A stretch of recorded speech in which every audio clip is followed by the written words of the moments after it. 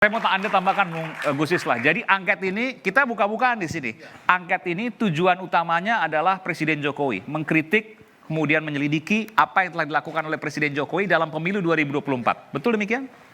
Ya, saya kira memang betul ya, karena bagaimanapun di dalam APBN itu kan sudah digariskan semua anggaran-anggaran tentang penggunaan bansos, yang ternyata memang bansos ini berada di luar koridor yang sudah diputuskan sebelumnya, termasuk anggaran-anggaran yang ditarik dari belakang ke depan, dimajukan ke periode hari ini. Ini kan seolah-olah memang ini dibuat untuk satu konsumsi pemilu, untuk berusaha meraih elektoral yang sebesar-besarnya dengan menggunakan, kalau istilahnya para aktivis kemarin-kemarin itu kan pork barrel. Dan pork barrel ini udah biasa dan selalu mengundang pertanyaan dari berbagai praktisi-praktisi demokrasi di seluruh dunia, termasuk di Amerika zaman Nixon juga. Sekali lagi juga Bang Saganda, bahwa zaman Nixon juga ada pork barrel itu, di mana tuduhan terhadap Nixon waktu itu adalah menggunakan anggaran-anggaran sosial untuk berusaha menggunakan daya pikat elektoral dengan menggunakan kebutuhan-kebutuhan masyarakat itu. Dan ini juga sepertinya dilakukan oleh Pak Jokowi, saya tidak tahu. Tapi apa nggak risih nanti Nasdem misalnya,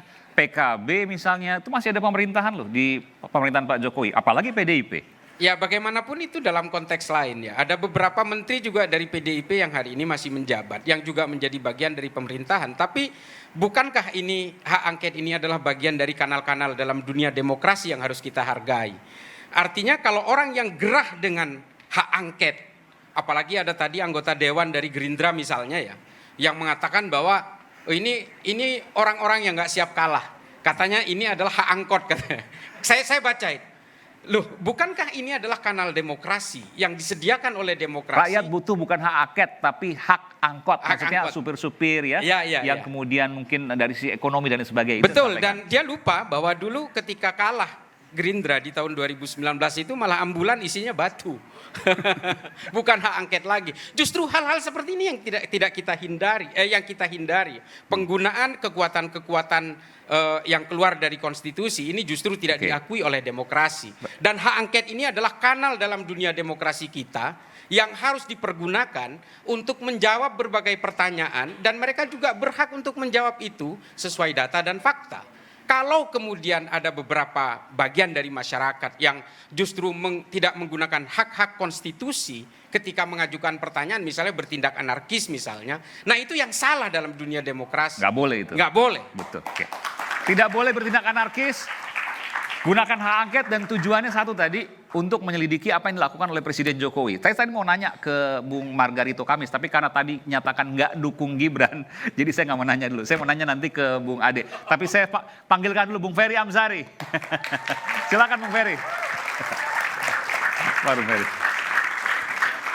Bang Aiman, boleh nggak saya 1 menit pun nggak sampai? Pendukung Prabowo Gibran, tapi pendukung Pak Prabowo atau Mas Gibran atau keduanya? Sebentar, saya harus ingatkan teman saya ini. Oke, silakan. Jadi panjang. Silakan. Saya sih menyarankan, Pak Islah ini teman saya menyarankan segera minta maaf di forum live ini karena mengatakan Gerindra lalu ambulan isinya batu. Saya cuma menyarankan sebaiknya minta maaf sebelum urusan jadi panjang.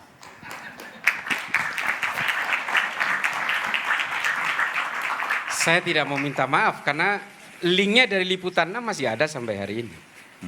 Yang memberitakan bahwa ada kronologi penangkapan oleh Polda Metro ketika itu, ketika ada ambulan berlogo Gerindra, di dalamnya berisi batu. Apa yang mesti saya minta maaf? Saya cuma menyarankan supaya nggak jadi panjang. Kalau beliau tidak mau diingatkan sama saudaranya ya udah.